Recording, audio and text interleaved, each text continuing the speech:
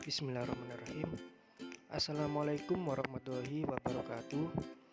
Di video ini saya akan menjelaskan mengenai Codes 12 Rules di mata kuliah Big Data.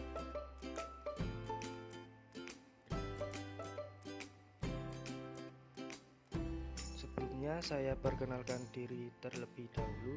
Nama saya Erdin Sukamto Putra, NIM-nya 3011710020.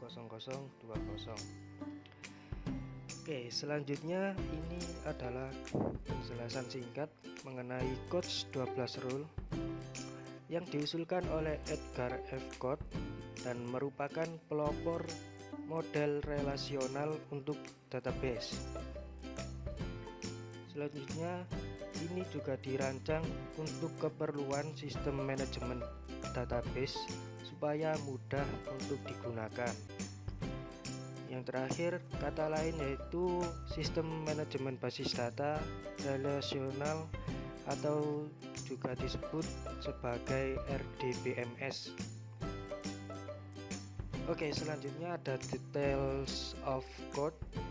Code menghasilkan aturan-aturan ini sebagai bagian dari kampanye pribadi untuk mencegah visi database relasional asli dari pengenceran, karena vendor database diacak pada awal 1980-an untuk mengemas ulang produk yang ada dengan lapisan relasional, sehingga aturan 12 ini secara khusus dirancang untuk melawan pemosisian seperti itu.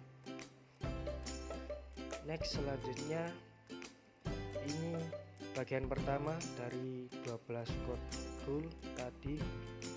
Yang pertama ada the foundation rule, dimana sistem apapun yang diiklankan atau diklaim sebagai sistem manajemen basis data relasional, sistem itu harus mampu mengolah dirinya basis data sepenuhnya melalui kapabilitas relasional.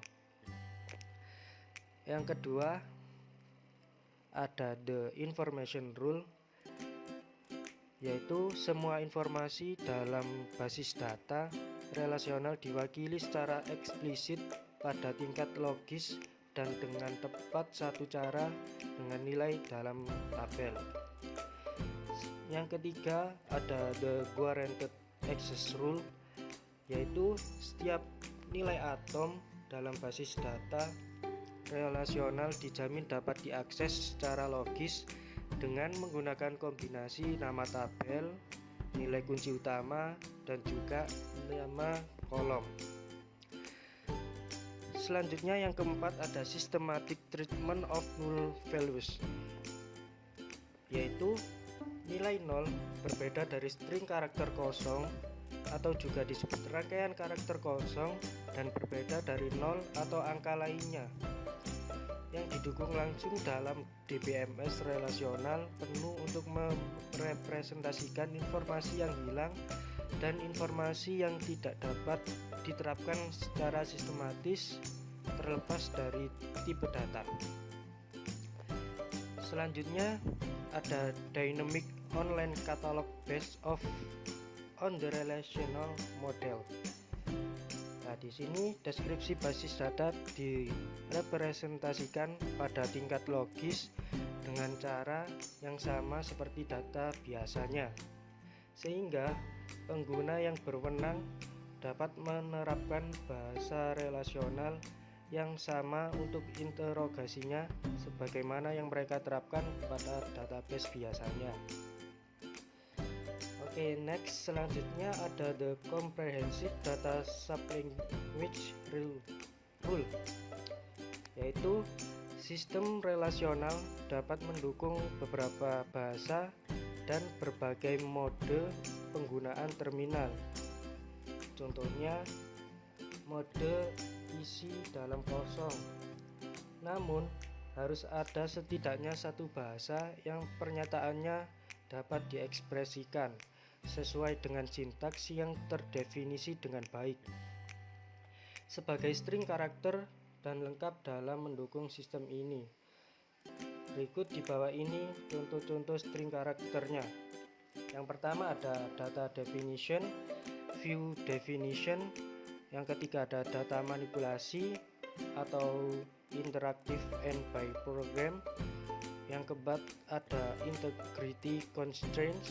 Yang kelima ada authorization. Yang keenam ada transaction boundaries atau begin, commit, and rollback. Selanjutnya ada the view updating rule. Maksudnya semua tampilan yang secara teoritis dapat diupdate oleh sistem. Setiap tampilan harus mendukung berbagai manipulasi data yang memiliki akses langsung ke tabel yang tersedia.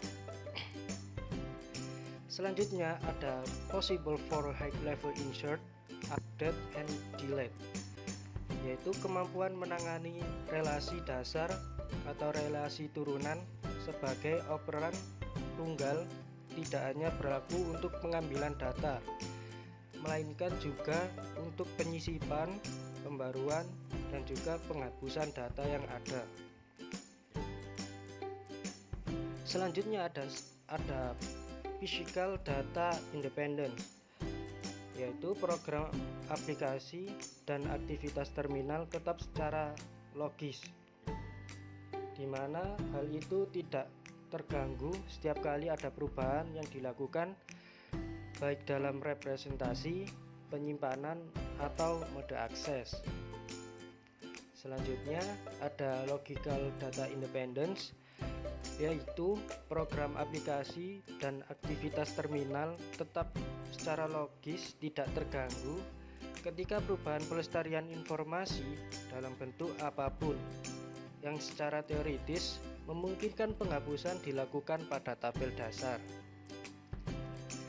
Oke, selanjutnya yaitu integrity independence, yaitu batasan integritas khusus untuk basis data relasional tertentu harus dapat didefinisikan dalam subbahasa data relasional dan dapat disimpan dalam katalog, bukan dalam program aplikasinya.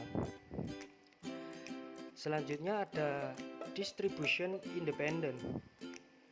Di sini pengguna akhir tidak boleh melihat bahwa data distribusi ke berbagai lokasi.